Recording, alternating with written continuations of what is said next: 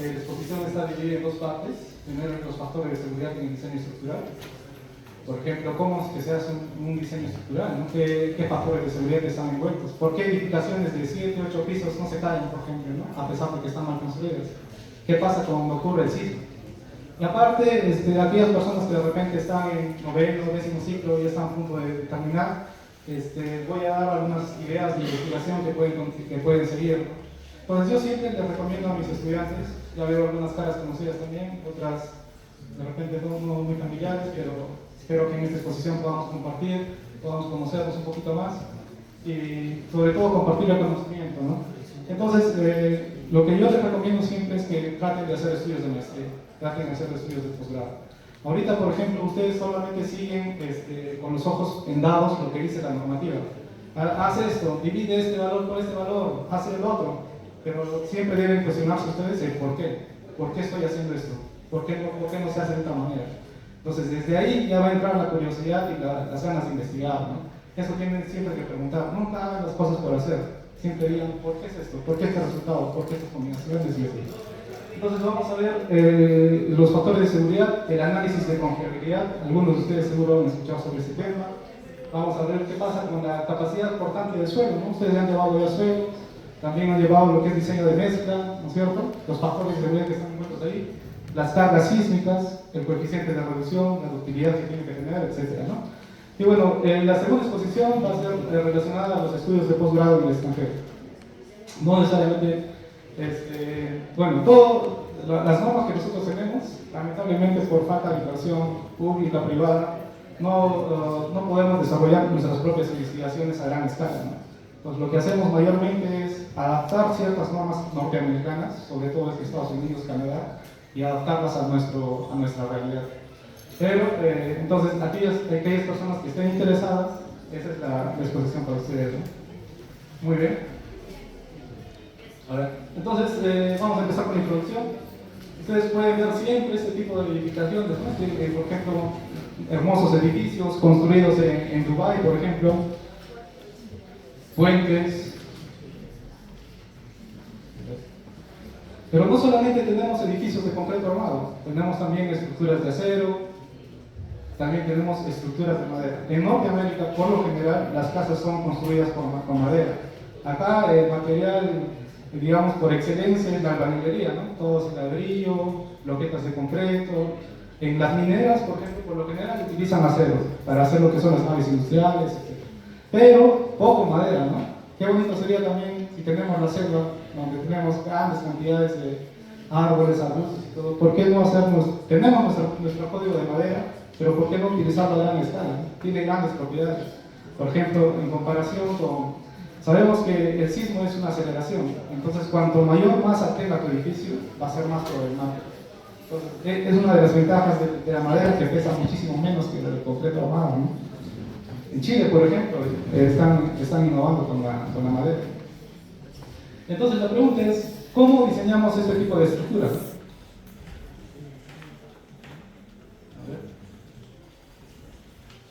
Muy bien, entonces vamos a viajar en el tiempo, vamos a presentar primero el producto final y vamos a ver cuáles han sido los procesos para llegar a ese punto final, ¿eh? Entonces, dura 30 minutos o 40 minutos, así que vamos a hacer un poco de presión.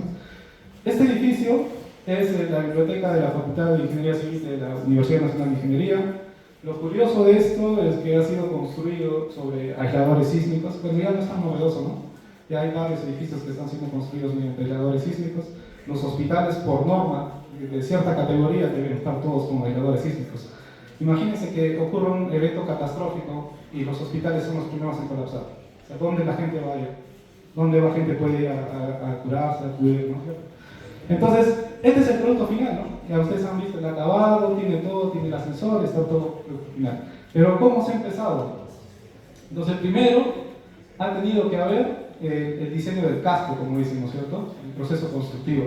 Aquí, por ejemplo, están discutiendo acerca de los planos estructurales, podría ser, ¿no es cierto? Entonces, pero mucho antes que eso, se ha tenido que hacer lo que es el trazado y las excavaciones, ¿no? Muy bien. Entonces, pero ¿cómo hacemos el trazo y las excavaciones? Tenemos que tener los planos de diseño, ¿no? Entonces, no sé si ustedes acá pueden decirme qué tipo de plano es este. de cimentaciones, ¿no es cierto? ¿Qué otros planos necesitaremos para construir, por ejemplo, un edificio? Necesitamos, muy bien, necesitamos, por ejemplo, acá los planos de la losa aligerada, ¿no? Las vigas, qué acero vamos a ponerle, el espesor de la losa, es una losa aligerada en una dirección, dos direcciones, es una losa maciza, tantas posibilidades que tenemos, ¿no? Entonces, ¿y cómo hacemos los planos, no? ¿Cómo sería para hacer el diseño de los planos? Ahora, acá viene lo que el anterior expositor dijo, que todos debemos conocer lo que es BIM, ¿no es cierto?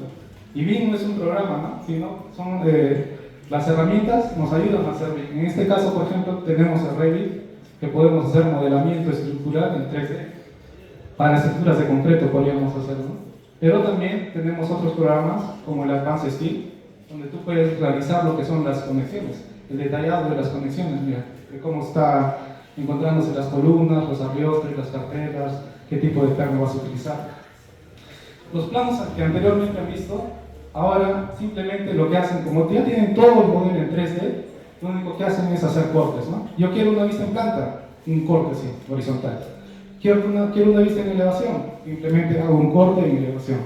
¿Y cuál es la ventaja? Por ejemplo, si no existe compatibilidad entre instalaciones eléctricas, sanitarias o mecánicas, simplemente actualizo el modelo 3D y los planos también se van a actualizar de por sí, ¿no? Porque solamente son vistas de los modelos 3D que tenemos acá. Ya, muy bien, ahora vamos a empezar.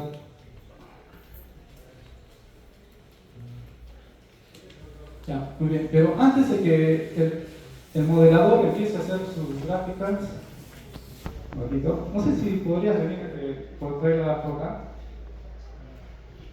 Entonces, antes de que el modelador empiece a hacer lo que es el modelamiento en Revit, en el Advanced Steel, tú tienes que indicarle, ¿no? Tienes que indicarle qué cosa, qué cantidad de acero vas a utilizar, qué espesor de losa vas a utilizar, espesor de las columnas, el peralte de las vigas, la distribución de los estribos, etc., ¿no?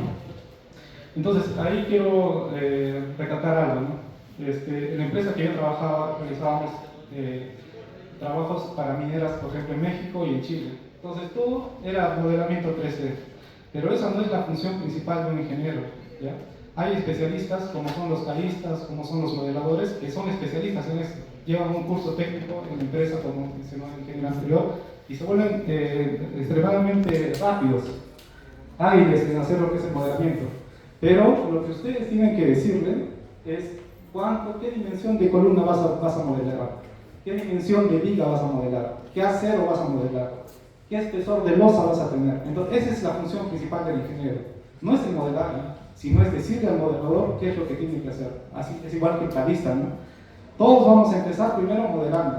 Todos ustedes, algunos de los alumnos que yo tengo, digamos, les doy la oportunidad de trabajar en mi empresa y ellos empiezan haciendo los planos, ¿no? Entonces, ¿por qué es importante esto? Porque ya aprendes, por ejemplo, qué tipo de acero tienes, qué tipo de estribos tienes, si vas a utilizar placas, cimentaciones, etc., ¿no? Muy bien. Muy bien, no solamente la parte de la superestructura, sino también la parte de la infraestructura, como es la cimentación, ¿no? Entonces la pregunta es, ¿cómo se diseñan las barras de refuerzo y se obtienen las dimensiones de los elementos estructurales? Eso es lo que tú tienes que darle al modelador, ¿no? Al modelador. ¿Y cómo se hace eso?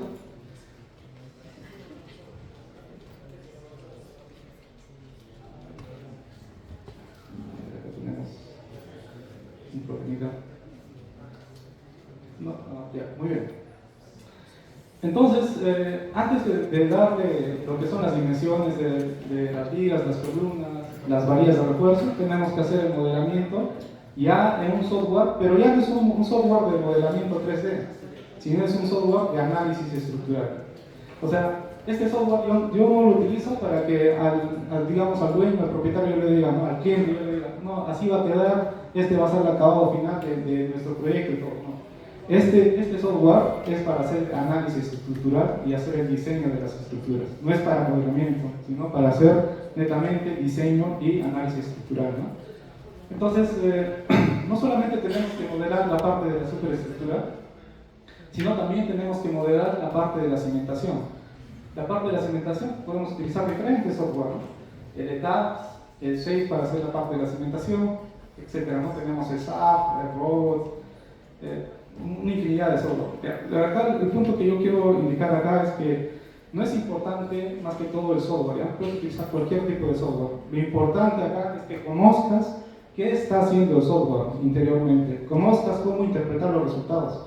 De repente has hecho un mal modelamiento y te está saliendo un periodo para una edificación de 3 pisos, por ejemplo, te está saliendo un periodo fundamental de vibración de 0.7 segundos. ¿Estará bien eso? ¿Estará bien tu modelo que has hecho? No, ¿no? Entonces tenemos que saber, más que todo, saber interpretar los resultados. Manejar el programa lo puedes aprender, ¿ya? Pero tienes que aprender siempre los fundamentos. Los fundamentos es lo más importante. Muy bien, entonces, en este software también tenemos que modelar lo que son las cargas, ¿no? En este caso, por ejemplo, las cargas gravitatorias. Todos ustedes ahorita son una carga, ¿no es cierto?, para esta edificación, son una carga viva. Después de un tiempo ya no van a estar. Carga muerta, por ejemplo, es el peso de la estructura, de la viga, de la columna, de la losa. En ciertas oportunidades también tenemos que modelar lo que es el empuje del terreno, cuando haces modelamiento de muros de contención. ¿Qué quiero decir esto? Que siempre en el modelamiento que tienes que hacer de tu estructura, tienes que ver de acuerdo al contexto en el que estás construyendo, en el que vas a edificar. ¿Qué quiere decir? Por ejemplo, si yo voy a ir a la costa, no voy a hacer un diseño con cargas de nieve, ¿no? O si voy a venir, por ejemplo, acá a la sierra, donde llueve y hace nieve bastante, tengo que considerar necesariamente estas cargas. Entonces, ¿qué hacen muchas personas? Traen los planos que han sido elaborados para la costa, donde no han considerado lo que es la lluvia, la nieve, y lo mismo los ejecutan acá, para la sierra. ¿Y qué se está viendo? Que los están colapsando, las estructuras metálicas, las canchitas están cayéndose, etc., ¿no? Entonces, para cada contexto, necesariamente tenemos que ver qué cargas vamos a considerar, ¿ya? Muy bien. Entonces, una vez que hemos hecho nuestro análisis, podemos calcular qué cosa, el diagrama de momentos, ¿no? ¿Y qué hacemos con el momento? Diseñar lo que son las vigas, ¿no? Diseñar las vigas, podemos ya diseñar nuestras vigas. ¿Alguien de ustedes conoce qué es esto? ¿Para qué lo utilizamos? Es el diseño de una columna, ¿no? La columna se diseña, es un elemento que soporta flexión y carga axial, ¿no? Entonces tenemos que realizar el diagrama de flexocompresión, ¿no? Entonces, el diagrama de flexocompresión, ¿qué nos indica? Que todas las combinaciones de carga que tenemos tienen que estar dentro del diagrama de flexocompresión para que nuestra columna esté bien diseñada. Si salen fuera, quiere decir que tenemos que modificar, incrementar la sección, incrementar la cuantía de acero, ¿no? Muy bien. Bueno. Y también podemos diseñar lo que son las losas, ¿no? Las losas aligeradas. Listo. A ver.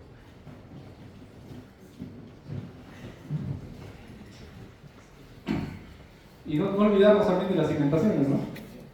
Tenemos que modelar toda la cimentación. Si por ejemplo estamos considerando lo que son las vigas de cimentación, zapatas combinadas, tenemos que saber qué carga o qué presión está transmitiendo la estructura hacia el suelo, ¿no? Y esta tiene que ser menor que la capacidad rodante del suelo, ¿no?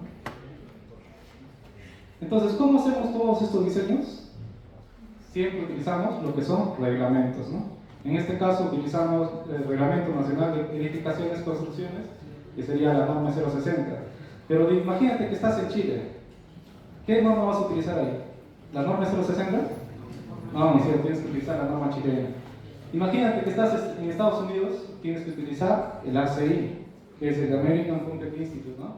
Imagínate si estás en Canadá, tienes que utilizar también la norma canadiense. Entonces, estos criterios de diseño tienes que utilizarlos de acuerdo al contexto en el que estés y también de acuerdo digamos, a la petición del cliente. Si el cliente te dice, ¿sabes qué? Yo no quiero que utilices la norma 060 porque prácticamente es una traducción de la norma ACI. Yo quiero que tú vayas y diseñes tu estructura con la norma ACI, ¿no? La norma americana. Entonces tienes que conocer también, ¿no? Las normas, los diferentes tipos de normas. Entonces, ¿qué cosa está escrito en las normas? Vamos a ver acá. Acá tiene un truco, creo. Todavía no lo he capturado. Límites. O tienen diferentes nombres, se llaman Ultimate Limit State, o diseño al estado último, Load and Resistance Factor Design, que significa diseño por factores de carga y resistencia. ¿Y qué dice este método de diseño? Que tú tienes que factorar o disminuir tu resistencia y tienes que amplificar tus cargas, ¿ya? Eso es lo que tenemos que tener. Entonces, nosotros disminuimos la resistencia y amplificamos nuestras cargas. Estos valores de phi, que es el que vendría a ser el coeficiente de la reducción sísmica, considera ¿qué cosa? Considera la variabilidad de los materiales y las propiedades geométricas de los elementos estructurales. ¿Qué quiere decir esto? Yo, por ejemplo, al momento de diseñar específico, ¿no? Las columnas tienen que tener una resistencia a compresión de 210, ¿ya? Específico así. Viene el maestro y me hace una dosificación de 144, 155, ¿no? Ya vamos a ahorrar materiales y les vamos a meter más arena fina, más agregado grueso. Entonces, lo que yo había especificado, que tiene una resistencia de 210, no va a llegar, ¿no? Va a ser menos que esa resistencia. Entonces, estos valores de phi tienen que tomar en cuenta esa variabilidad que va a haber. También las dimensiones, ¿no? Yo digo, vas a poner una columna de 30 por 50 y el maestro pone una columna de 25 por 40, ¿no? Entonces siempre hay variabilidades. Para esas variabilidades están estos factores de seguridad, ya lo podríamos llamar, ¿no? Pero no solamente tenemos factores de seguridad en la resistencia, sino también tenemos factores de seguridad en lo que respecta a las cargas. ¿Qué pasa con las cargas? Yo podría decir, un evento sísmico es un fenómeno impredecible, ¿no? Yo realmente estoy haciendo hipótesis, estoy modelando, diciendo, ¿sabes qué? La aceleración sísmica va a ser de tal valor. O yo puedo interpretar que las fuerzas van a estar aplicadas en los centros de masa de cada nivel. Pero esas son hipótesis que yo manejo, ¿no? Realmente tengo una incertidumbre enorme en cuanto a la determinación de las cargas de gravedad, las cargas sísmicas, las cargas de relieve. Y también la probabilidad de ocurrencia simultánea de cargas provenientes de diferentes fuentes. Por ejemplo, al momento de hacer el diseño decimos, tienes que modelar para 1.4 de carga muerta más 1.7 de carga viva, ¿no? Entonces, ahorita que estamos acá, estamos concentrados, estamos teniendo carga muerta y carga viva. Entonces, esa combinación de carga, esa simultaneidad de ocurrencia de cargas de diferentes fuentes, tenemos que considerarlas en nuestro diseño. Muy bien, entonces tenemos factores de seguridad en la resistencia y tenemos factores de seguridad en cuanto a las cargas, ¿cierto? Entonces, ya, imagínense que tenemos un muro de concreto reforzado. La resistencia nominal de este muro de concreto reforzado sería 1023 kN, ¿no? Pero, de acuerdo a la metodología que yo estoy siguiendo, yo no voy a diseñar con la máxima capacidad que tiene el muro, sino lo voy a diseñar con una fracción de esa máxima capacidad. Y voy a decir que mi muro va a soportar 620 kN. Entonces, ahora después hago mi análisis estructural y cuantifico, ¿no? Tengo una carga nominal de 343 y una carga viva de 343. Entonces, como tengo que amplificar las cargas, y ahora mi carga de diseño ya no va a ser simplemente la suma de esos valores, sino que tengo que amplificarlos por ciertos valores, ¿no? Y llegamos a 600 kN. Entonces, el diseño va a estar satisfecho cuando la resistencia factorada sea mayor o igual que la carga amplificada. Entonces, tenemos factores de seguridad con respecto a la resistencia y con respecto al valor de las cargas, ¿no? Entonces, ahora ya se pueden preguntar, por ejemplo, lo que dicen los maestros, ¿cierto? Dicen, yo siempre he construido así, nunca se ha caído. Está 5 pisos, 6 pisos, yo con dimensiones de columna de 30 por 30 y no ha colapsado la edificación. O, por ejemplo, el diseño ha sido para 5 pisos y el maestro se le ocurre hacer para 6, para 7 pisos. Entonces, ¿qué le podríamos responder a ese maestro? Que todo el diseño está tomando en cuenta siempre factores de seguridad, ¿no? Tú no estás diseñando para la carga que está ahí, sino estás diseñando para una carga amplificada y aparte estás reduciendo su resistencia, ¿no? Muy bien, eso respecta a lo que son cargas de gravedad. Y bueno, ahora para los que quieren, digamos, algunos temas de investigación, hay en posgrado van a ver algunos valores, cómo se calibran estos valores, ¿no? Estos valores de phi, estos valores de gamma, cómo los calibramos, o de dónde salen. A ver, muy bien.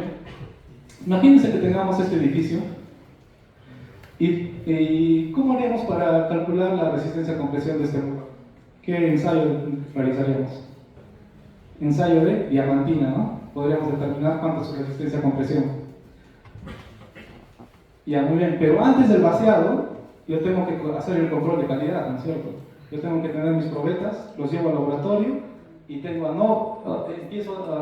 otra resistencia a compresión. Y todavía, incluso antes de que la construcción empiece, tengo estos planos, ¿no? Y en los planos que digo, tu resistencia a compresión tiene que ser de 210. ¿Ustedes qué creen? ¿Que este resultado es igual que este, es igual que este último de acá? ¿Qué dicen? Por lógica, totalmente diferente, ¿no? Inclusive, la resistencia de esta columna, si tú sacas una diamantina a esta columna y después sacas una diamantina a esta viga, vas a ver que las resistencias son diferentes. Y entonces, ¿cuál es la pregunta ahora? Todo mi diseño, en el que yo he supuesto que todos tienen la misma resistencia, ¿está bien o está mal? Estaría mal, ¿no? Entonces, vamos a continuar. Vamos a ver. Muy bien. Todos son diferentes, como es lógico pensar. Entonces dicen, ahí el tema de posgrado, a todos los que quieren investigar un poco sobre esto, se llama análisis de confiabilidad estructural, ¿ya? O en inglés se llama reliability analysis.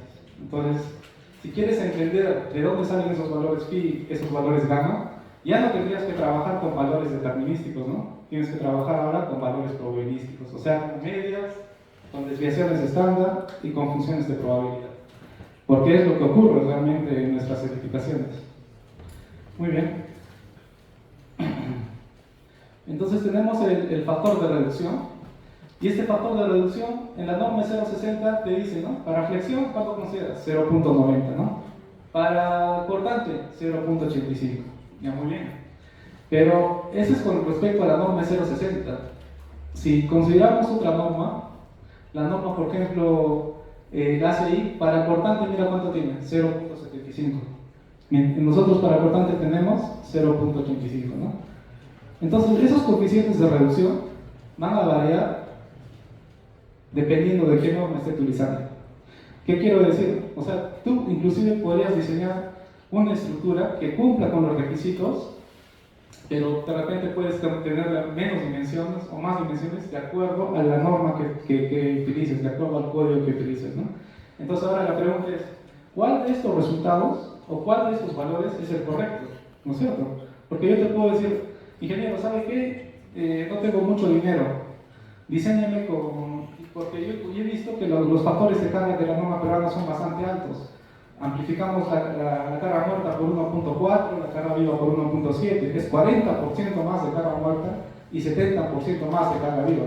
Entonces el propietario me dice, ingeniero, ¿sabe qué? Esos factores son muy elevados. Diséñeme con la norma ACI.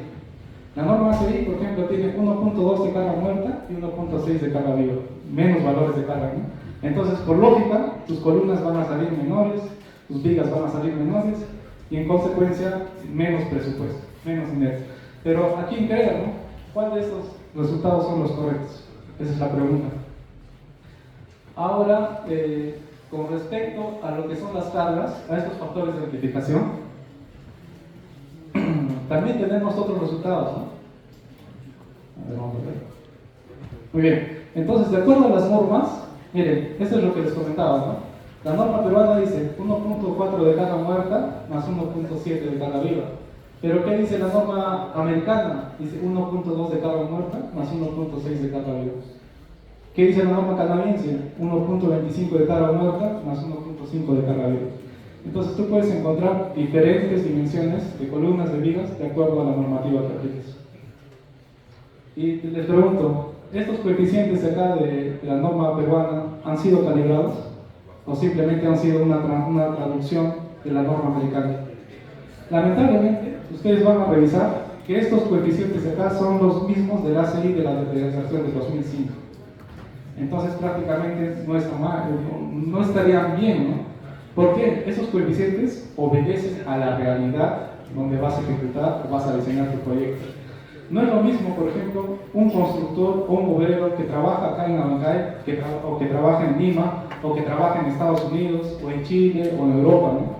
Entonces, cada valor, o cada valor de coeficiente de reducción o amplificación obedece a la realidad donde estás ejecutando tu proyecto.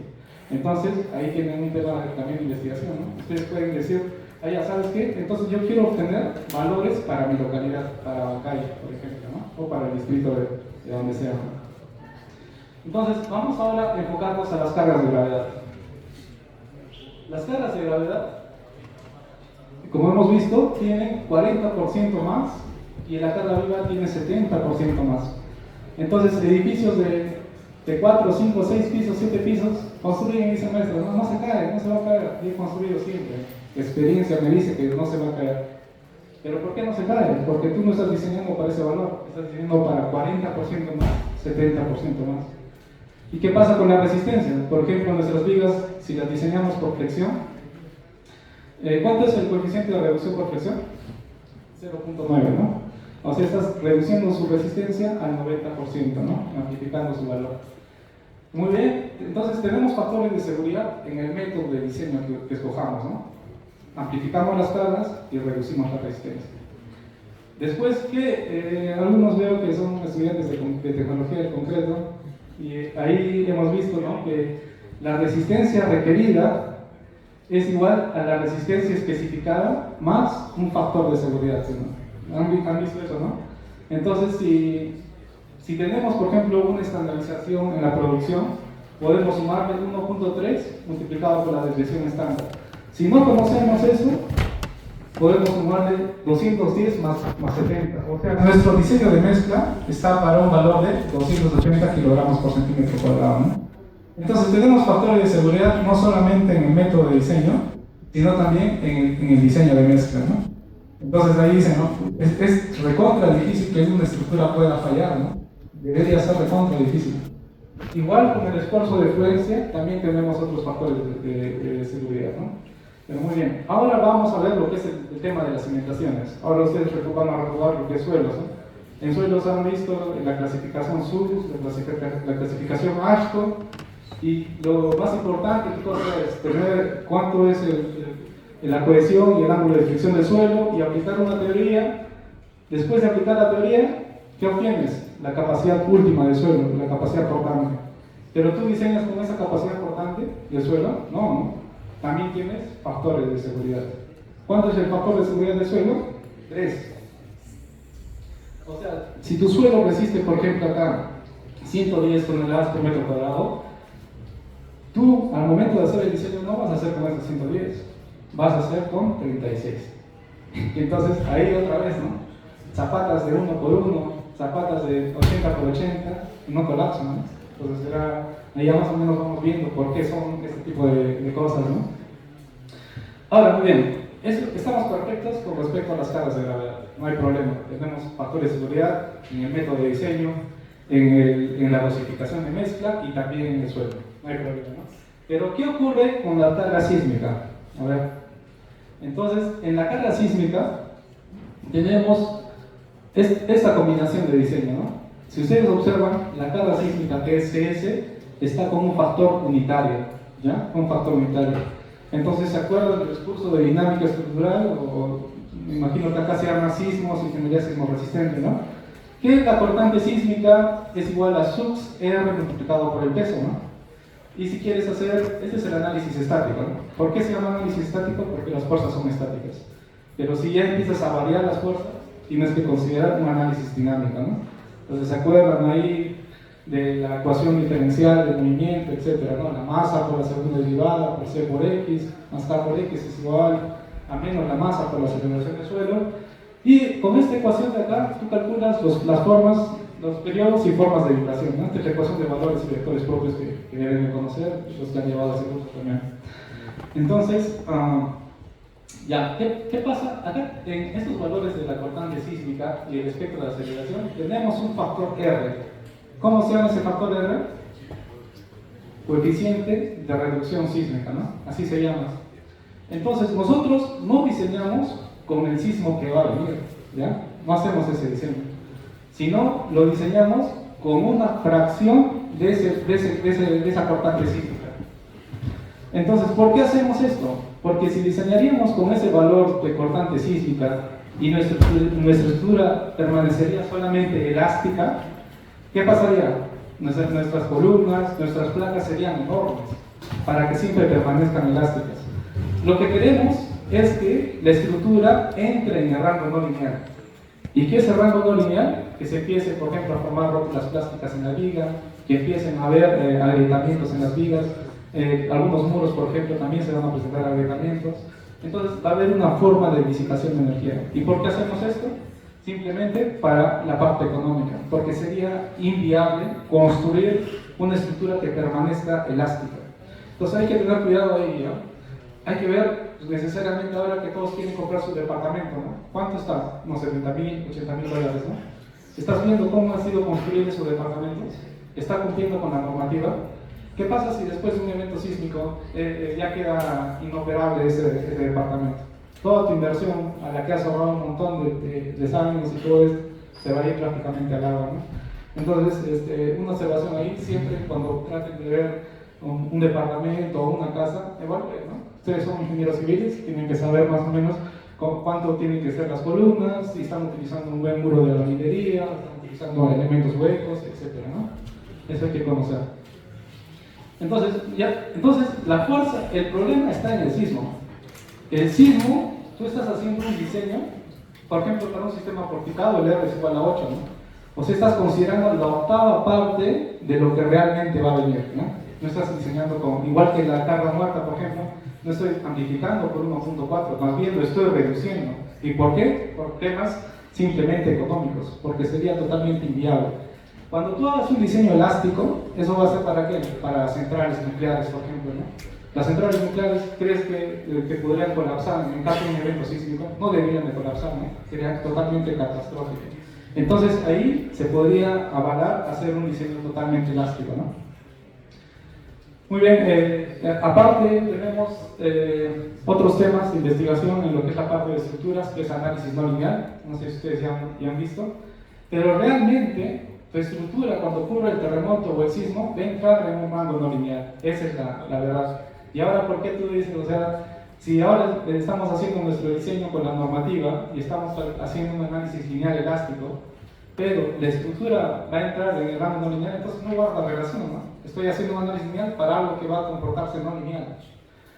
Entonces, lo correcto es hacer, por ejemplo, análisis pushover, análisis dinámicos no lineales, no simplemente estáticos, ¿no? Entonces eso ya puede ser temas de investigación para ustedes. O sea, si quieren ustedes conocer si las rótulas plásticas se van a generar en las vigas y no en las columnas, etc., y quieren ver el desempeño de cómo se va a comportar este edificio entre la ocurrencia de un evento sísmico, tienes que hacer necesariamente análisis no lineal, ¿ya? Ese análisis estático lineal que es solamente para temas de diseño.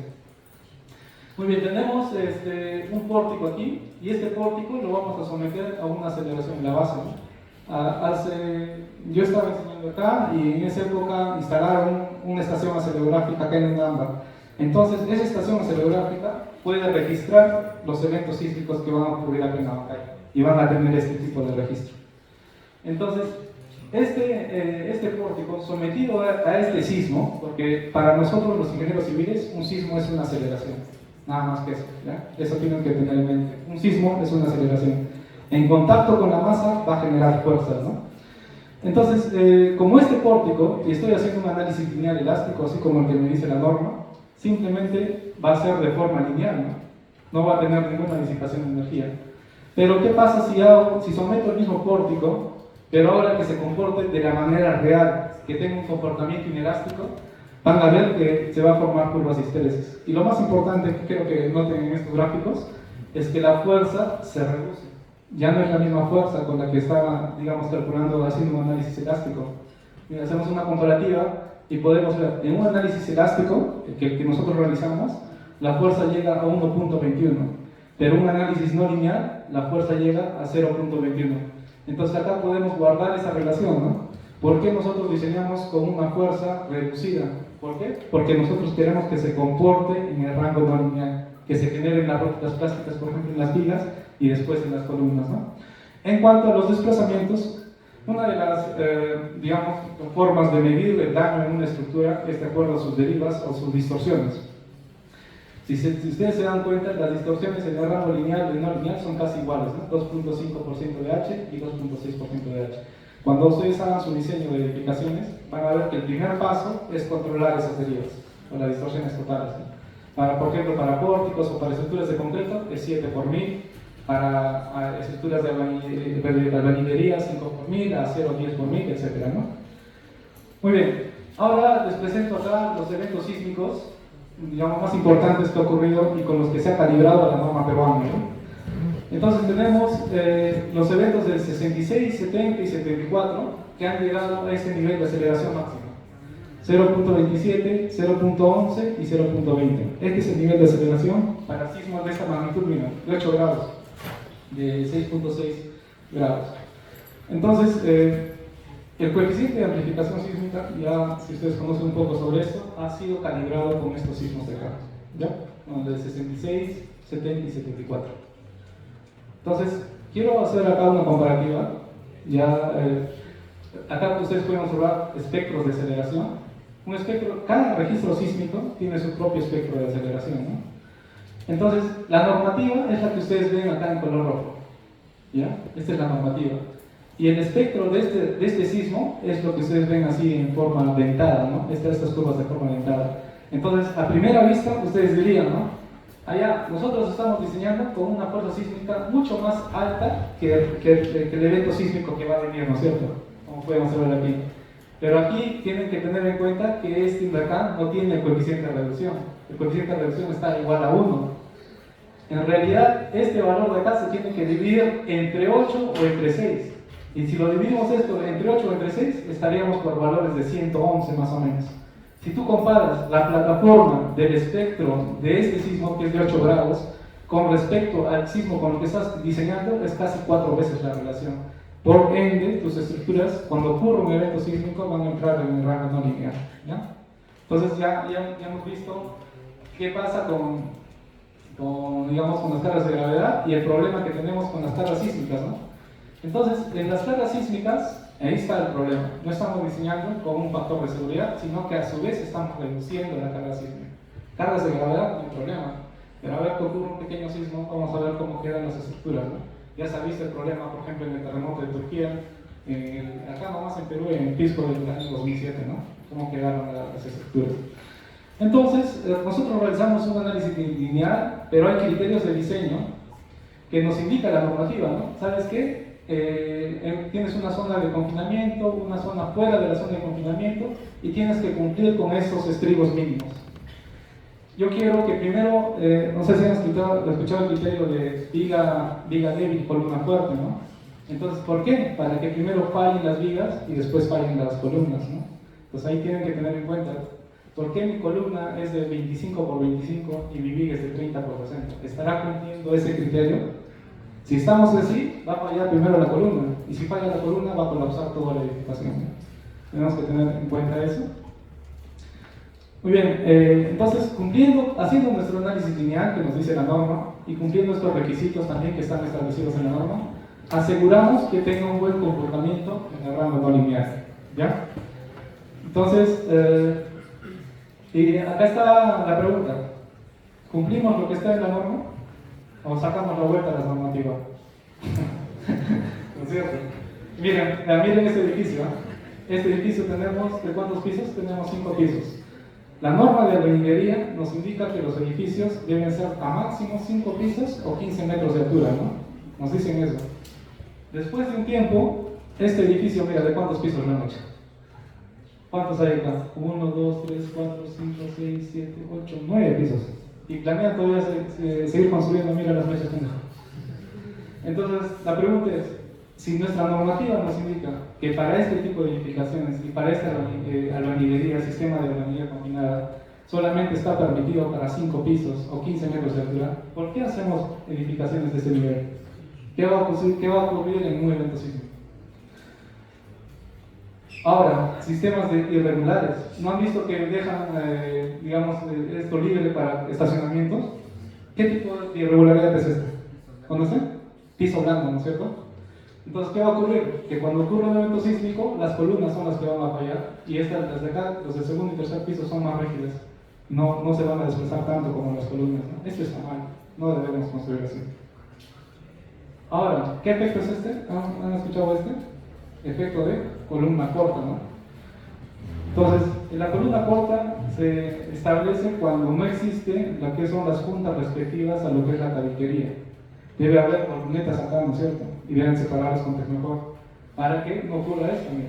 Cuando haces esto, lo que estás haciendo es reducir la columna, por eso se llama, ¿no? Columna corta, porque reduces la altura, la longitud de tu columna y incrementas la rigidez. Entonces, ese punto es el que va a tomar mayor cortante y por eso aparecen ese tipo de fallas. Después, por ejemplo, no consideramos lo que es los empalmes. Mira cuánto dejamos. ¿Cuánto nos dice la norma para poner los empalmes? Acá cuánto hay, 20 centímetros, 10 centímetros. Diferentes tipos de irregularidades, ¿no? Miren esta construcción. Esto necesariamente es autoconstrucción. La norma te indica que utilices este tipo de ladrillos. No, ¿no es cierto? Estos son ladrillos que solamente se utilizan para tabiquería, no para que sea muro cortante. Tienes que utilizar ladrillos macizos, ¿no es cierto? Entonces, tengan en cuenta eso. Acá, por ejemplo, ¿no? Las tuberías de desagüe, ¿no han visto por dónde las pasan? Las pasan por pleno muro, ¿no es cierto? Empiezan a cortar vigas, empiezan a cortar aceras. ¿Estará bien eso? ¿Por dónde tienen que pasar las tuberías de desagüe? Por falsas columnas, o también puede ser por ductos, ¿no es cierto? Eso es lo mejor que puede haber. Pero no pueden cortar así de esta manera a tu estructura, ¿no? Entonces, si tu maestro te dice, yo siempre he pasado así, no hay que digamos, también decirle qué es lo que es correcto, ¿no? Aquí, por ejemplo, las cangrejeras y el acero expuesto. Siempre cuando vayan a ver un techado, un vaciado, verifiquen que tenga recubrimiento adecuado, ¿ya? Cuando vean que no tiene recubrimiento adecuado, díganle al maestro, por favor, hay que ponerle su lado de concreto para que necesariamente tenga esto, ya que este acero se va a corroer. Un acero que se corroe incrementa su volumen y hace que el concreto explote, ¿ya? ¿No han visto los postes acá en Abancay? ¿Han visto la base o no? Que todo está el acero totalmente corroído. ¿Por qué creen que es eso? Entonces, muy bien. A ver. Entonces, está el acero totalmente corroído, las mechas. Por ejemplo, ¿no? En el plano de cimentaciones, ¿qué le dices? Que todas las zapatas tienen que estar con vigas de cimentación. ¿Y qué hace el maestro? Las pone a 1,50 m a 2 metros de las zapatas. Entonces, esta zapata, que debería ser una zapata conectada, está trabajando simplemente como una zapata excéntrica, ¿no? Que no lo has considerado tú en el diseño. En los planos tú has hecho que esta viga de acá esté abajo. ¿Y por qué lo han hecho arriba? Entonces tienen que verificar. Hay una falta de supervisión y falta de información técnica. No podemos caer en lo que sucede, lo que es en Lima, ¿no? La autoconstrucción. Todas las partes de los conos, por ejemplo, ladrillos huecos, 7 pisos, 8 pisos, 10 pisos. Prácticamente el maestro es el que ordena, ¿no? Entonces, para concluir esta parte, tenemos factores de seguridad en el método de diseño, dosificación y la capacidad portante del suelo. En cuanto a cargas de gravedad, estaríamos cubiertos, ¿no? No hay problema. Por eso, allá quiero que ustedes respondan esas preguntas, ¿no? Edificios de 7 pisos, ¿por qué no se caen?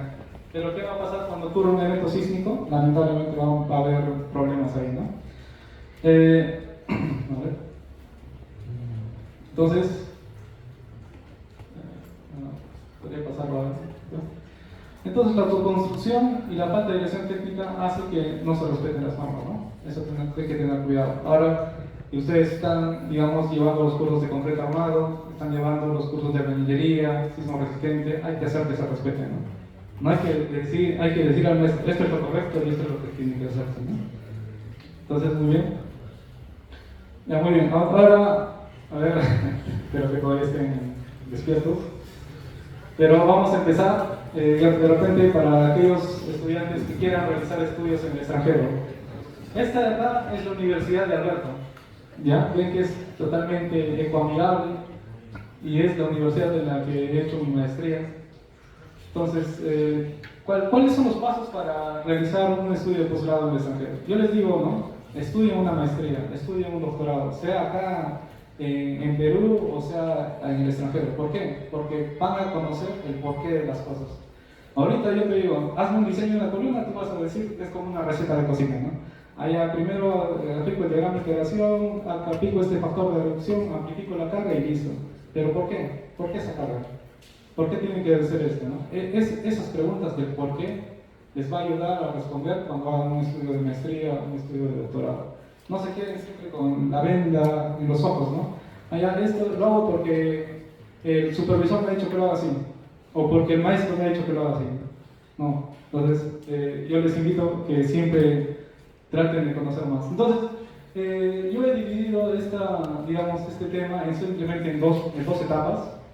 La primera es cómo obtener la carta de aceptación de la universidad, y la segunda es, ¿qué cosa? Financiamiento, ¿no? A ver, yo les digo, ¿cuánto cuesta hacer un estudio? ¿Cuánto cuesta hacer una maestría? Acá nomás en Lima, unos 40.000, 50.000 soles, ¿no? El dinero es muy importante, ¿no? Demasiado importante, podríamos decirlo para esto. Pero tenemos oportunidades, hay financiamientos, hay becas que podemos aplicar. Entonces, veamos la carta de aceptación.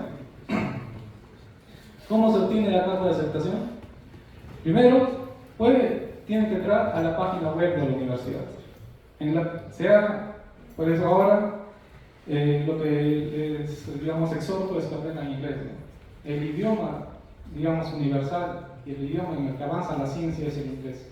Tú te quieres ir a estudiar a Alemania, tienes que saber inglés. Quieres irte a estudiar a Chile o a China, inglés. Todo está en inglés. Los papers, que son, la investigación más reciente, todos están publicados en inglés. Al menos debemos saber leer inglés, ¿ya? Entonces, entras a la página web de la universidad que tú escojas. Tú quieres irte a Stanford, quieres irte a Harvard, quieres irte a cualquier otra universidad, entras simplemente a la página. Y ahí te va a indicar cuáles son los requisitos, ¿no? Para estudiantes internacionales. ¿Y qué te dicen? Primero, tus notas.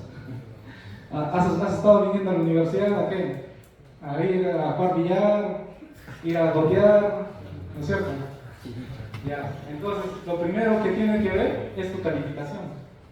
Entonces, por lo general, en las universidades extranjeras, lo que piden es que no califican de 0 a 20, sino que tienen una equivalencia literal y una equivalencia numérica. Y por lo general, las universidades, hay universidades bastante exigentes, otras no tanto. Con un promedio ponderado de mayor a 13 puedes postular, ¿ya? Pero eso va a depender de cada facultad a la que postules, sea ingeniería civil, sea electrónica, y depende de la universidad que postules. La Universidad de Stanford, la Universidad de Harvard tienen otro tipo de requisitos, ¿no? Va a variar de acuerdo a la universidad. Entonces, primero, la nota, ¿no? Ahora los jóvenes acá que están en cuarto, quinto ciclo, preocúpense, ¿no? Vengan acá a la universidad a aprender, ¿no? A preguntar a sus profesores. Profesor, ¿por qué está haciendo esto? ¿Por qué es lo otro, no? Hay que tener siempre ese espíritu de curiosidad. Bueno, en la misma página de la universidad te va a decir cuáles son los pasos, ¿ya? Primero, escoger tu programa, ¿no? Quieres ser ingeniero electrónico civil, tienes que escoger el departamento, ¿no? Después de eso, entras a la página del departamento, te hace una pequeña descripción de ello y tiene los correos. Cualquier duda que tengas, siempre tienes que enviar mensajes. Y ahí están, tienen los correos de la misma facultad y ellos te van a saber orientar, ¿no? Te van a saber guiar mejor. Muy bien. Ahora, en mi experiencia, ¿qué es los requisitos más indispensables? Primero, tus notas van a calificar si has sido un buen estudiante, has sido un mal estudiante. Después, si estás postulando a universidades de Norteamérica o Europa, por ejemplo, te van a decir que tengas dominio del inglés. Pero no te van a decir, dame tu certificado de IPNA o dame tu certificado de UNAMA. No. Te van a decir que des un examen internacional. Y ese examen internacional se llama IELTS o TOEFL, ¿ya? Entonces, tienes que dar ese examen y te van a decir que tienes que sacar una nota mínima para poder ingresar. En este caso, en la Universidad de Atlanta, la nota era mínima 90, yo raspando, ¿no? 92. Entonces, a ver, después de eso, después del inglés, que es, para nosotros que hablamos un idioma diferente, es de repente uno de los temas más complicados. A ver. Después de eso, necesariamente tenemos que tener las cartas de recomendación. ¿Me podría pasarlo, por favor? Ya, muy bien. Entonces, las cartas de recomendación es otro punto importante. Si tienes profesores que han ido al extranjero y han hecho su maestría y su doctorado, esas cartas de recomendación pesan. No es lo mismo que un profesor que ha hecho una maestría, por ejemplo, un doctorado en otro tema que no es ingeniería, digamos, civil o otro tipo de cosas que te recomienden, ¿no? Entonces, las cartas de recomendación de doctores o de profesores que han ido al extranjero pesan, ¿ya? Y después tienes que pagar un monto por la postulación, ¿no? En este caso era de $135 canadienses. Bueno, ese sería el proceso común que tendrías que seguir, ¿no? Por tu propia cuenta. Pero acá, de repente, la experiencia que yo tengo, y lo más importante es contactar a un supervisor. ¿Ya? Eso es lo más importante de todo. Él te va a ayudar inclusive a ganar financiamiento, a conseguir becas, etc. Entonces, en la misma página, ¿tú qué cosa quieres? Ingeniería estructural, ingeniería de transportes, minería, petróleo, geotecnia, construcción, a la especialidad que tú quieras, ¿no? Y vas a ver que al costado van a estar los profesores. Todos los profesores están ahí. Entonces, ¿qué es lo lógico que tienen que hacer ustedes? ¿Cuál sería lo lógico? Contactar a los profesores. Entonces, por ejemplo, entramos acá a la página del doctor Chuy. El doctor Chuy es el profesor en madera de allá de la universidad. Y lo importante es que te establece cuál es su correo. Entonces, tú ya tienes el contacto del profesor. Entonces, tú le especificas y le dices: ingeniero o doctor, estoy interesado en los temas de investigación que usted tiene y quisiera poder, digamos, que usted sea mi supervisor, esta es la experiencia que yo tengo, este es el promedio ponderado, etc., ¿no? Entonces envías a su correo y aparte vas a ver toda la trayectoria que tiene el profesor, ¿no? ¿Y qué es lo más importante? Que estos profesores son los que establecen las normas. O sea, no son, por ejemplo, profesores que no tienen mucha experiencia en lo que es investigación, no. Son los que realmente hacen lo que esa receta que tú tienes que seguir. Esos son los profesores. Entonces, esos son los temas de investigación. Tú tienes que decir: ya este tema de investigación concuerda con lo que yo quiero hacer. Entonces, este profesor sería una opción para mí, ¿no? También están los artículos, acá lo he cortado, ¿no? Del 1 al 2 y tiene 40 artículos publicados. A los profesores o estos catedráticos les interesa cuántas publicaciones tienen, ¿no? Entonces, una vez que hayas contactado al profesor,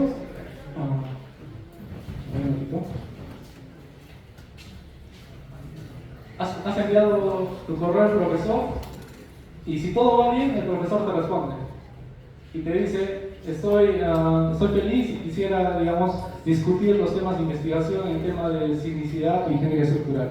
Acá, ¿no? Ya has llegado al primer paso. Y ese paso va a ser ¿qué? Que tengas una reunión con el profesor. Y en la reunión del profesor te va a decir: mira, tengo este financiamiento. Otra forma de financiamiento, de repente podrías conseguirlo. Y vamos a ver acá. Bueno, una vez que has hecho todo eso, vas a encontrar las cartas de aceptación. El profesor te va a ayudar en eso. Y por eso el profesor es sumamente importante, ¿no? Que contactar al supervisor. Entonces, con estas cartas de aceptación, ¿ya qué puedes hacer? Postular a lo que son los financiamientos. Entonces, el primer financiamiento, que es conocido por ustedes también, ¿cuál es? El de Pronavec, ¿no? Pero, inicialmente, como les mencionaba, ¿no?